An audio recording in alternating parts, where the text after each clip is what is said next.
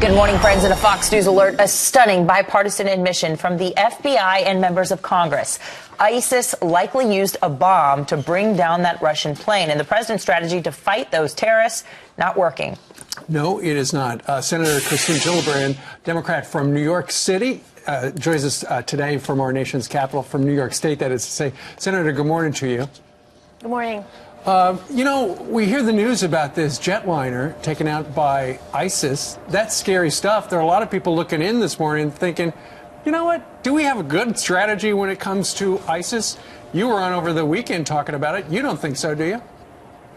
Well, I was talking specifically about Syria, and I did not support the strategy to arm rebels. And I think if the president does want to put 50 advisors on the ground, he does need authorization from Congress to do it. So what do you think of our overall strategy regarding ISIS? I think it's complex, and I think the work we're doing multilaterally, particularly the recent meetings in Vienna, are the way forward, and I think that is the approach we have to take. But I do think we should be doing much more with regard to the humanitarian crisis. I think we should be receiving more families. We should be receiving them now, not in 2017. And we should be doing much more to relieve that crisis, because people are streaming all across Europe, all across the Middle East, and America can do more to help those families and help ease the humanitarian crisis happening right now. Sure, no doubt about it. The refugee crisis is substantial, but the military response has got to be substantial as well, and we're just not hacking it, a lot of people say. Well, I don't know that sending thousands and thousands of troops to Syria would also prove to be effective long term. So, and I think that's something the American people would be very reluctant to do.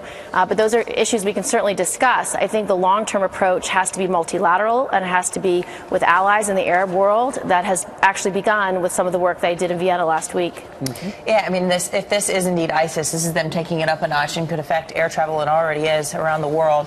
Want to get your thoughts on this, another topic. Is Congress going to be taking up the 9/11 First Responders Act with majority support? This would offer first responders treatment and also economic help in their families. Well, it's a moral outrage that we have let the 9/11 health bill expire. It expired at the end of September. And there are too many members of Congress who are unwilling to stand by our first responders and fund their health care permanently. So we need your viewers to call Congress, to call their senator, call their House member, and urge them to support this bill, because, frankly, nothing works in Washington until regular people stand up and demand action. And, frankly, your channel made a huge difference when we passed the first Zadroga bill 5 years ago. We've had a program that is treating these men and women with horrible diseases with the health care they need. It is our moral obligation to do that.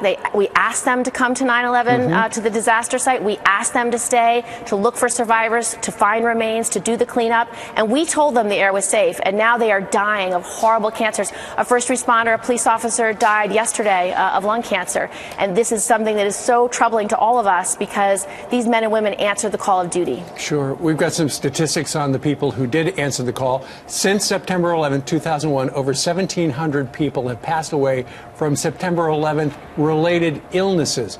And more police officers have died from September 11th related illnesses since then than on 9/11 itself. And finally, over 200 New York City Police Department and Fire Department of New York employees have died from related illnesses. What seems to be the holdup? You said that the current Zadroga bill had expired. There's no suggestion it won't be funded. You know, we know how Washington works, but what's the holdup here? Well, there are members of the House of Representatives who are proposing a 5-year bill, one that doesn't actually fund the health care that these men and women need, that don't actually fund the compensation they've already earned. And so it's disgraceful that any member of Congress would say, we're only going to treat some of your cancer, not all of your cancer. Right. So we need a permanent bill. And we have 64 senators, bipartisan, and a wide range of bipartisan senators from the most conservative to the most liberal supporting this bill. We also have over 245 in the House supporting this bill. So we have a majority in both houses, and it's bipartisan. So for House chairman to be offering a bill that just arbitrarily cuts the spending because they don't want to stand by these first responders, I think we should reject. And I ask all of your viewers to call their senators and House members and ask, are you on the bill? And if not, why not? And thank them if they are, because they're doing the right thing. Well, and our viewers act when we call them to, and hopefully they'll hear your plea, because these first responders are running into danger while everybody else is running out. Thank you so much. Thank you. Thank you, Senator.